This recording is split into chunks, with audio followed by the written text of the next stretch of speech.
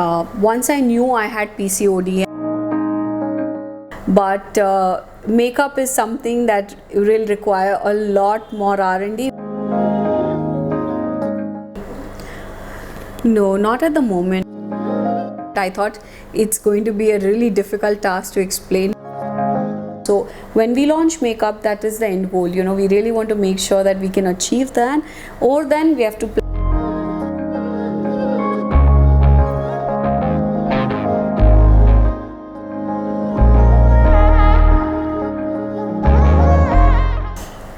So in trying to follow the core philosophy, what we believe in at Juicy Chemistry, we've been trying really hard to do R&D, but makeup is something that will require a lot more R&D. We want to make it in the same format as what we do.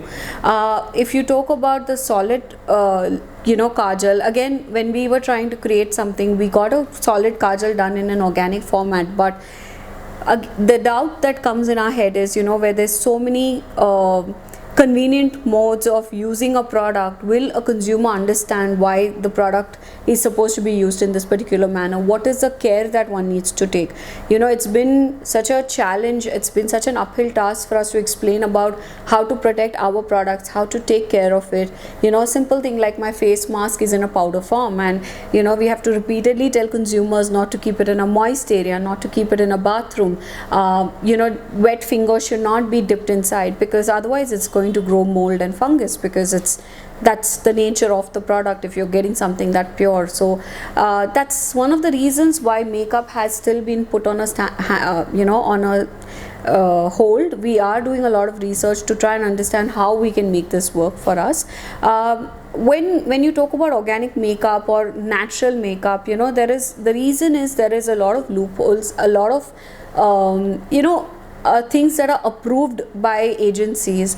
At Juicy Chemistry, organic is the bare minimum standard that we follow. It's not about okay, this is being approved by the certification body, so I can use this ingredient. Like EcoCert does allow certain preservatives, certain emulsifiers, certain stabilizers, and still let the finished product be organic, because otherwise the cosmetic industry will not thrive. But we at Juicy Chemistry don't use it, because we want to continue serving consumers 100% pure, potent formulations. So when we launch makeup, that is the end goal. We really want to make sure that we can achieve that, or then we have to plan something other than that, something very unique. But let's hope we can do something revolutionary with organic makeup.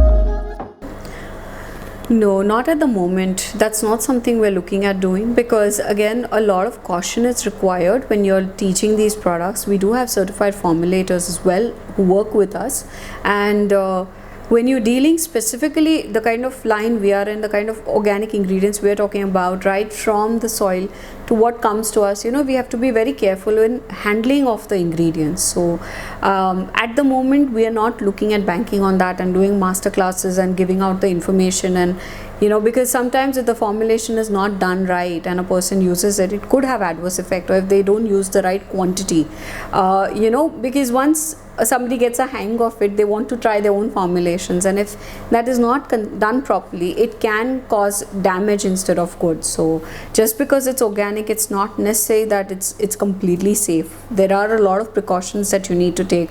There are dermal limits that one needs to understand as far as certain ingredients are concerned. So that's one of the reasons why we've chosen not to go down that route. We get a lot of questions, we get a lot of people asking us to teach them or train them, but that's something we're not really okay with at the moment.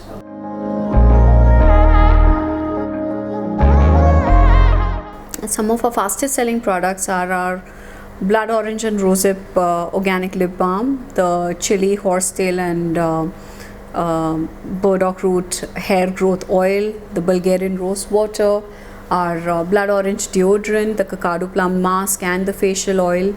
They're some of our fastest moving SKUs, and along with our soap bars, the hibiscus onion shampoo bar, carrot neroli soap, we have seen a very high repeat rate with these products.